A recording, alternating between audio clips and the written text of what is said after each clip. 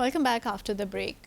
جی باسط صاحب, کچھ بات ہو جائے اب بھارت اور افغانستان کی بڑھتی قربتوں کی. بہت سے دورے اوپر نیچے ہو رہے ہیں جناب افغانستان کی جانب سے بھارت کے, اور اگر میں غلط نہیں ہوں تو کیا یہ وہی سچویشن نہیں ہے جو اشرف غنی اور حامد کارزئی کے ادوار میں پیش آئیں؟ سیم سچویشنز, تو آپ کو کیا اعتراض ہے؟ اگر ان کے تعلقات بڑھ رہے ہیں تو آپ کیوں پریشان ہیں؟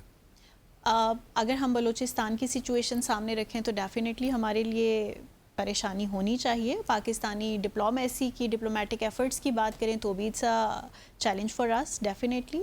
اور ساتھ ہی اگر ہم پاکستان کے تعلقات افغانستان کے ساتھ جو چل رہے ہیں اور جس نہج پر پہنچ چکے ہیں تو ڈیفینیٹلی ہمیں مسئلہ تو ہونا چاہیے, not at the cost of relationships with Pakistan. تو اگر آپ کوئی پریشانی لاحق ہے تو پھر کیا کر رہے ہیں آپ لوگ؟ ابھی آپ بتائیں نا.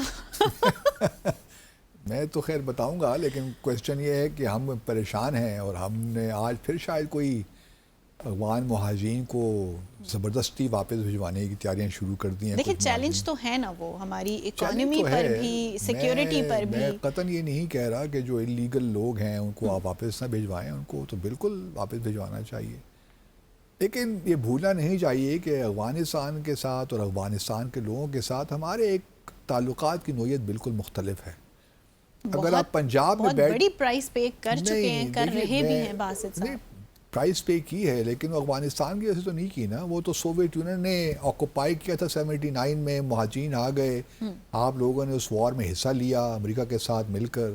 آپ لوگوں نے نہیں, ہم لوگوں نے مطلب اگر دیکھیے میں ایک سچی بات کروں جو کہ مجھے شاید کرنی نہیں چاہیے لیکن آج کر دیتا ہوں میں, چلیے کوئی بات نہیں ہے بعض اوقات کچھ بات کر دینے میں. دیکھیے آپ ڈپینڈ کرتا ہے کہ آپ کہاں بیٹھ کے کیا دیکھ رہی ہیں, وینٹیج پوائنٹ کیا ہے آپ کا, اس سے بہت فرق پڑتا ہے. پورا کانٹیکس تبدیل ہو جاتا ہے. اگر آپ یہاں بیٹھ کے وہاں دیکھ رہے ہیں تو کچھ اور چیز نظر آئے گی, یہاں سے بیٹھ کے دیکھ رہے ہیں تو کس طرح معاملات ڈفرینٹ نظر آئیں گے.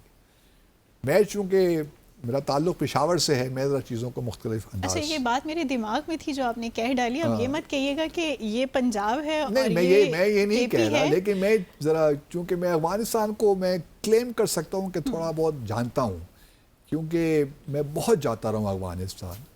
مطلب گرمی کی چھٹیاں بھی ہم کبھی کبھی وہاں گزارا کرتے تھے, اکثر گزارا کرتے تھے.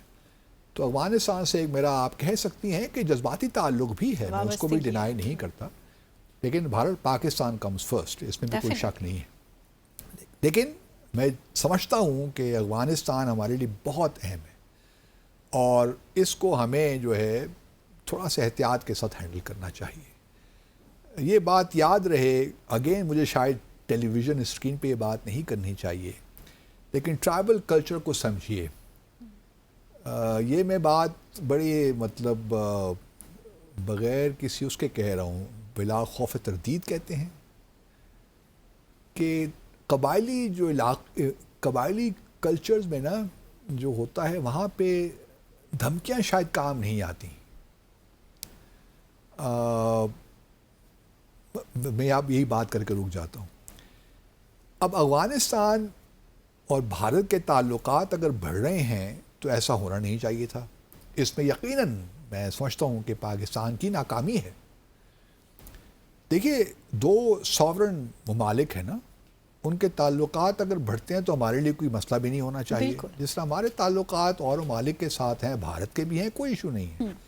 لیکن افغانستان اور بھارت کے تعلقات کے بڑھنے کا مطلب یہ ہے کہ جس طرح ہم نے بلوچستان میں ڈسکس کیا, اس کے لیے مزید پرابلمز ہمارے لیے اور مزید ایشوز, کے پی میں ہمارے لیے ایشوز. تو کیونکہ گٹھ جوڑ ہو جاتا ہے نا, اور طالبان کا گٹھ جوڑ بھارت کے ساتھ یہ ایک بڑی عجیب, اور یہاں تک بھی بلکہ بھی جو ایگریکلچر منسٹر گئے ہوئے ہیں طالبان کے افغانستان کے, عطا اللہ عمری صاحب, وہ کہتے ہیں کہ ہمارا اور ان کا ڈی این اے ملتا ہے. بھئی اگر آپ کا ڈی این اے ان کے ساتھ ملتا ہے تو پھر ہمارے ساتھ بھی تو ملتا ہے نا. وہ جب اس چیز کو مان ہی نہیں رہے باسط صاحب تو آپ کہنے کا مقصد یہ ہے کہ ڈی این اے تو ہمارا بھی ملتا ہے. بلکہ حامد کارزائی صاحب تو ایک زمانے میں کہہ رہے تھے کہ جڑواں ہم دونوں بھائی ہیں, سائمیز ہم ٹوئنس ہیں. تو ہمارا تو جو ہے افغانستان کے ساتھ جو ہمارے ساتھ تعلق ہے وہ تو بھارت کے ساتھ میں بھی کہتا ہوں ہو ہی نہیں سکتا.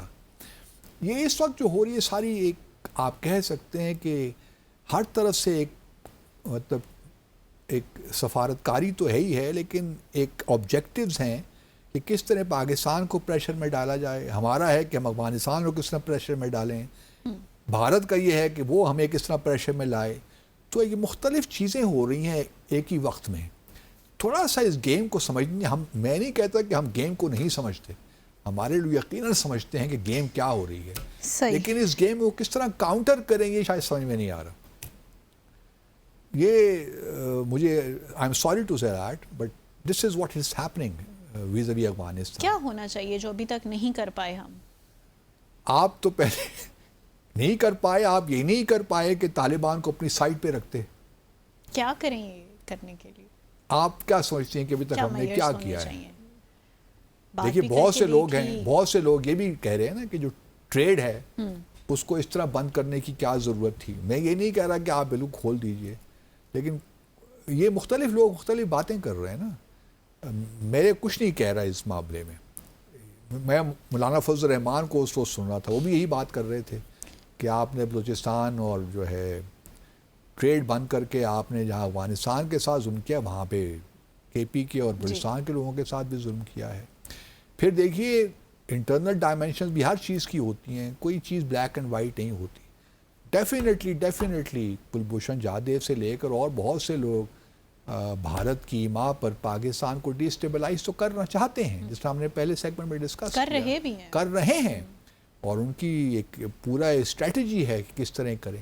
اب طالبان اگر جا کے ان کا ڈی این اے بھارت کے ساتھ، ہندوتوا کے لوگوں کے ساتھ مل گیا ہے، تو یہ پھر طالبان کو بھی ذرا سوچنا چاہیے کہ کیا وہ مطلب اب ایسے معاملات ایسے مطلب موڑ پہ آ گئے ہیں جہاں کہ وہ اس ملک کو، ٹھیک ہے ہماری غلطیاں ہو سکتی ہیں، لیکن کیا آپ اس کا یہ ہمیں دے رہے ہیں کہ آپ پاکستان نے جو آپ پہ مہربانیاں کی ہیں ماضی میں، ان کو بالکل بھلا کر آپ ہندوستان کے ساتھ پینگے بڑھائیں. تھوڑا سا کابل کی حکومت کو بھی سوچنا چاہیے.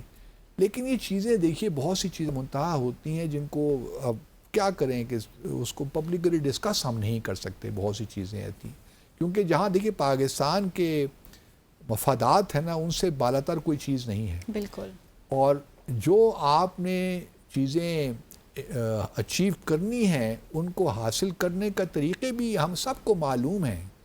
تھوڑا سا ذرا ٹھنڈے دماغ سے اگر ہم بیٹھ کے سوچیں کہ کس طرح بھارت کی جو اسٹریٹجی ہے، جو اس طریقے سے استقبال ہو رہا ہے طالبان کے منسٹرز کا وہاں پہ، کیا فارن منسٹر اور کلچر منسٹر اور انفارمیشن منسٹر اور اب ایگریکلچر منسٹر، اور بھارت کو دعوت دی جا رہی ہے کہ جی آئیے آپ انویسٹ کیجئے، ڈیولپمنٹ کے پروجیکٹس میں حصہ لیجئے، ہم آپ کو سیکیورٹی پرووائڈ کریں گے، ہر چیز آپ کے لیے کریں گے، بس آپ ہماری ڈیولپمنٹ پہ آ کے فوکس کیجئے.